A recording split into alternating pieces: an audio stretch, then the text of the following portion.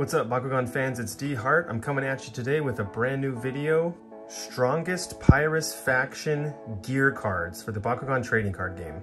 You can see Drago here wearing the Magma blaster gear, and here's the card. I wanted to try to quantify objectively which gears are the best for the Bakugan Pro TCG. What's difficult about doing this is because so many of these gears and their benefits are subjective. How do you measure the cost of some of these bonuses that they all have? So I'm gonna try to do it both ways. And I have the math right here to try to prove it to you how I thought about quantifying what gear is the best, while also thinking about how to price in the effects for the energy cost. In some instances, it was really easy to see if a gear was good or bad. In others, you're gonna have to be the judge to see what you think is more valuable to you. What I love about this is it comes down to how you build your deck, what you think is valuable and the strategy behind it. And that just can't be quantified sometimes. Nonetheless, I'm gonna try to give you a good look to see what gears to use to build your PYRUS deck. The gears that'll give you the biggest bang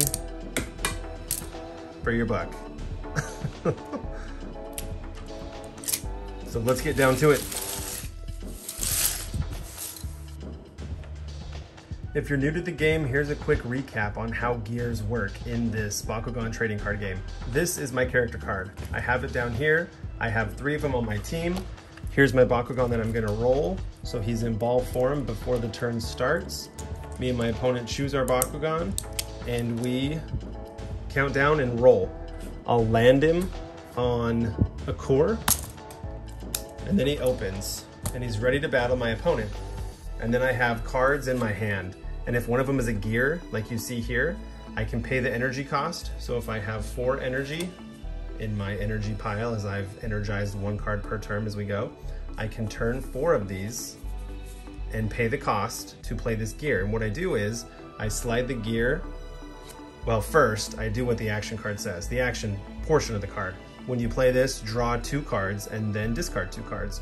So I would do that, and then I slide the gear underneath my Bakugan and I keep it there for the remainder of the game unless I remove it to attach another gear or my opponent removes it. And so it stays there and it adds to the stats that Dragonoid Ultra has. So from now on, that turn and onwards, he'll have 1000 B to start, plus whatever his core bonus is, 1400 in this case. And if you see cores like this that have a gear symbol with a -2 energy, that means that the gear costs 2 less than the cost on the card. So starting over, if I roll Dragonoid, I have 4 energy, but I landed on this gear core. That means that Blaze Helm costs 2 instead of 4. So I'd only have to turn 2, and then I can play Blaze Helm. Now he's at 1000 plus 400, he's at 1400, and I still have 2 energy to play another action card from my hand. There are 12 PYRUS gears that I have in just the PYRUS faction, not counting the dual faction PYRUS gears. I'll do a video on those later. The first 6 gears are weird and they're separate from the second 6 gears, and I'm going to explain why as I go through them. But what it came down to was a good ratio for energy to power based on damage, and then B power. And that's why it's so hard to quantify what gear is good or not, because you might use these for B power and these for damage and think that these are better than these. It all comes down to the person and how you build your deck.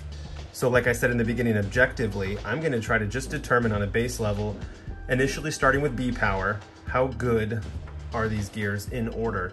And then as we go, trying to price in what the bonus cost would be of drawing 2 cards and discarding 2 cards. So starting off, I'm gonna go with Blaze Helm as number 12 of 12 in the strongest PYRUS faction gear cards.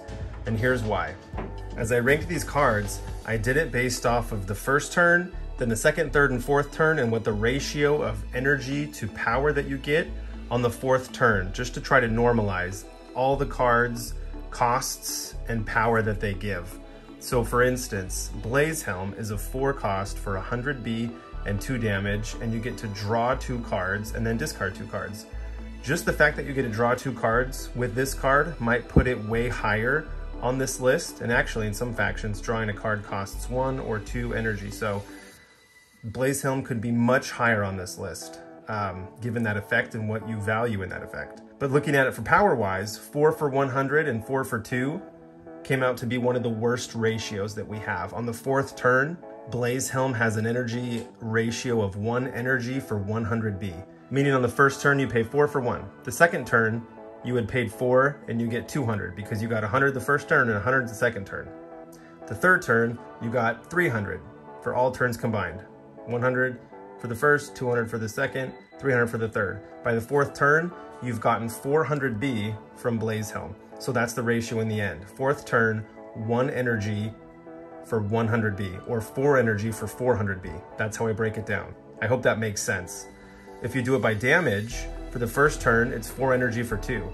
But because you already paid the cost, you, on the 2nd turn, get 2 energy again. So that becomes 4 energy for 4 damage. The 3rd turn, 4 energy for 6. And the 4th turn, 4 energy for 8. So if you'd won all those battles, in the end, Blaze Helm had given you, for cost of 4 energy, after 4 turns, 8 damage.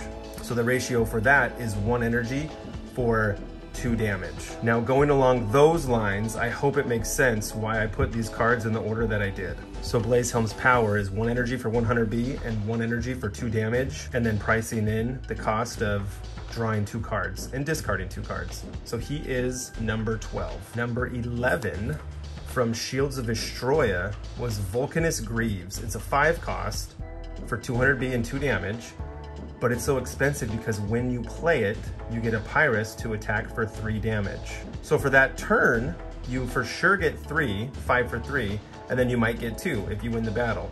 So if we extend this out for 1, 2, 3, 4 turns, his ratio becomes, on the 4th turn, 5 energy for 800 B. That's what you would have gotten out of the utility of his life on your Bakugan, right? So by the 9th turn, for the 5 energy that you paid, he would have given you back 800 B. So 5 energy for 800 B, 4th turn. And for damage, it's the same thing. You've paid 5 energy, and over those 4 turns, he's giving you 8 damage if you won and did damage every turn, which you might not have, but this is how I calculated it to make it objective and comparable to the other Bakugan gears. So Volcanus Graves, after 4 turns, has given you 160 B for 1 energy and 2 damage for 1 energy. It's actually 1.6, but I rounded it up to 2. So it's not quite 1 for 2. And again, it's so hard because you got to price in what the benefit is of 1 turn when you play him. You make a PYRUS attack for 3. So you get 3 damage that 1st turn, and then 2 more if you win with this gear attached to your Bakugan. So if you add that 3 at the end of all the turns before that with 2, it might give you a ratio of like 1 energy for 2.5 or maybe up to 3. I don't think it would go that high. So that's how we think about Volcanus Graves. And those numbers put him at number 11. Number 10 is another hard one because it's Lava Blade and you can play it for free if you have a rapid fire deck. If you don't pay, rather if it is free, it's awesome and it's probably the best gear because you get all these benefits, 2 and 4, for nothing. But if you do have to pay for Lava Blade, then it becomes the 10th best PYRUS gear. And it's also hard to price in the armor rating as well. So that's another thing you got to think of is after 4 turns, Lava Blade gave you 1 energy for 160 B and 1 energy for 3 damage. And the armor is hard to price because it doesn't do anything from your hand. It's just good to have in your deck as defense. As you're flipping cards, it'll reduce the damage that you take by 2 cards if you flip this card. So you flip it and you say that was 1 and then 2, 3. And then you flip the next card for the damage. But if you play it from your hand, you don't get that bonus, and so it's hard to price in. So Lava Blade is number 10, or he's the best one if you can play him for free. Number 9 is Pyro Cannon, because of the numbers.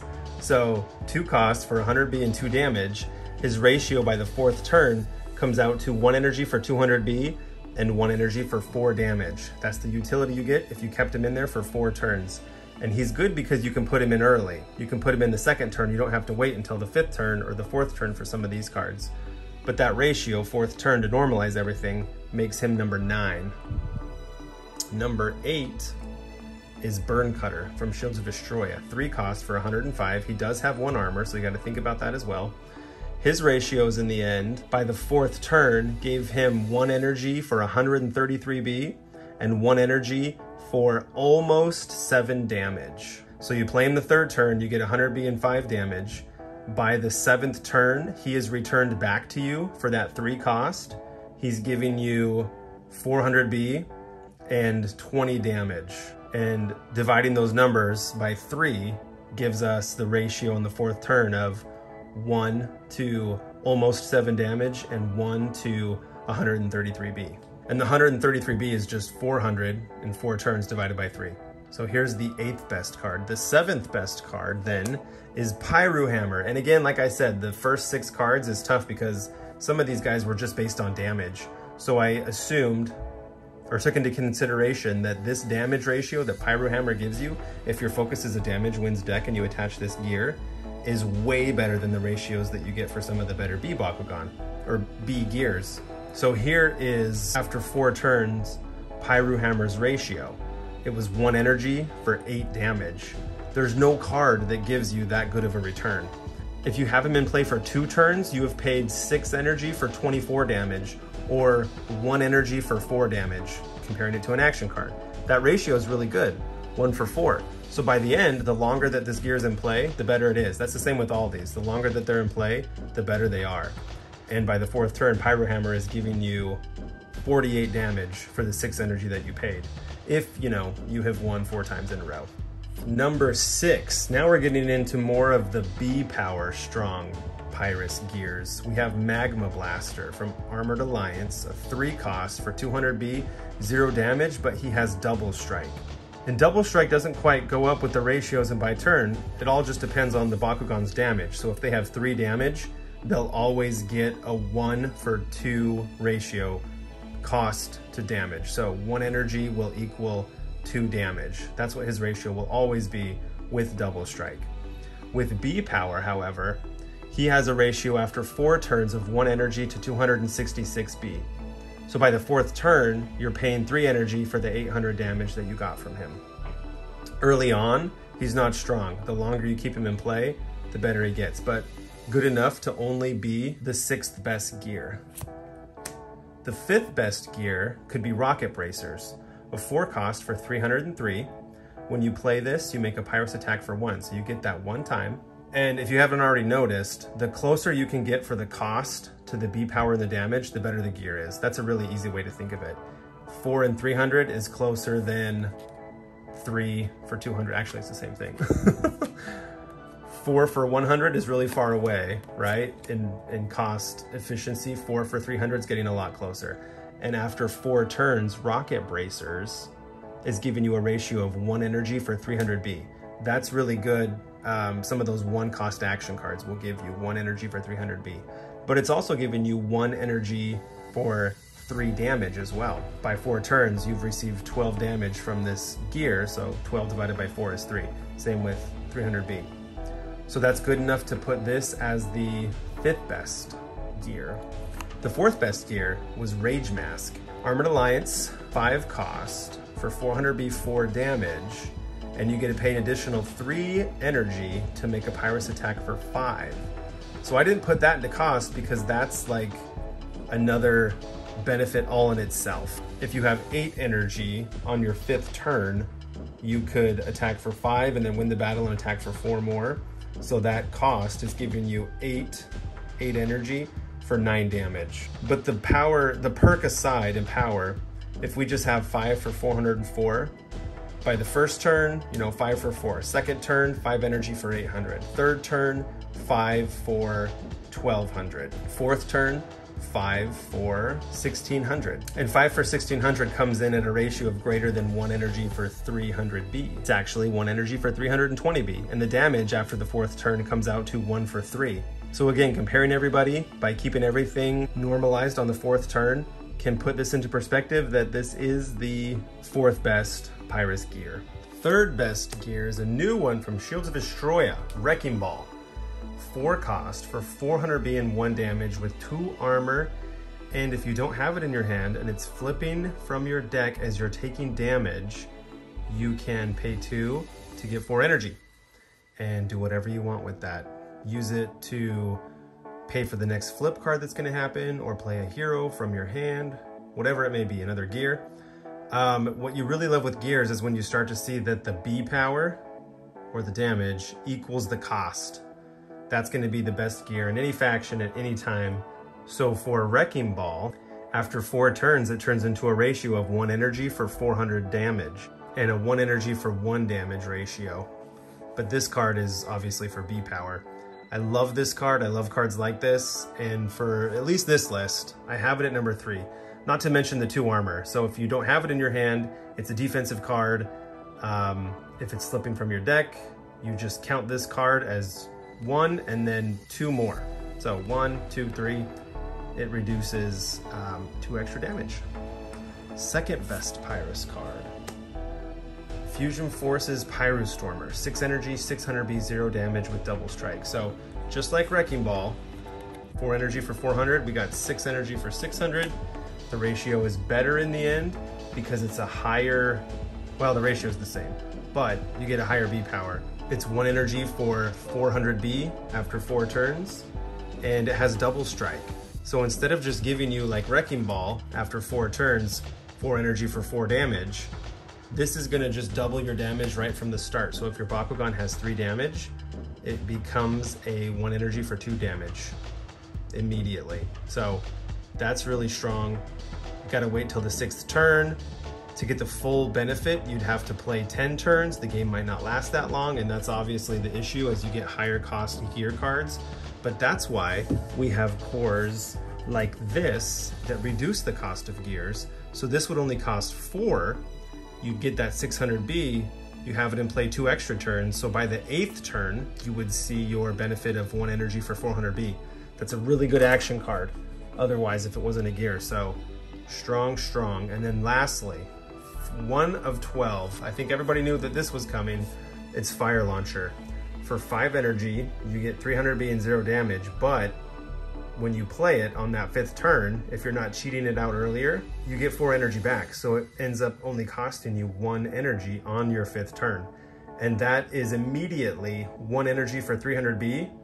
It's amazing. It's as good as those 1 cost for 300B action cards. And then if you have it in 2 turns, 3 turns, 4 turns, by the time you've used this guy after the battle, at least if you've had it for 4 turns, it's giving you 1 energy for 1200B. So that's playing the game 9 turns. You put this in on the 5th turn. By the end of the game, he's giving you 1 energy for 900B. So Fire Launcher, best PYRUS faction gear card, hands down. Although I say hands down, but then there's all kinds of bonuses that we have in here that you don't know if it's going to go well with your deck idea, and that might be better than, you know, some of these other options, whether they're higher or lower on this list. That to me is why this game is so fun, is because there's all kinds of strategies. You can make, in this case, worse gear cards better than normal because of how you're using them in your deck and using them in your strategy, and that's what makes it so fun. You can counter things. That's always what makes these lists so hard to make, because it becomes really subjective. It depends on the player and how you want to build your deck and use these cards, and that's what makes it fun. So let me know which of these gears are your favorite. Which ones do you use all the time? Which ones would you use? I know gears like Lava Blade and Rapid Fire decks are amazing. I'm super excited about this gear, Wrecking Ball from Shields of Destroya. It's a low cost, 4 energy for 400B. You don't have to wait until the 5th or 6th turn like you do Pyro Stormer. I'd love to hear all your thoughts on this, and I can't wait to do more videos like this with the other factions and their gears.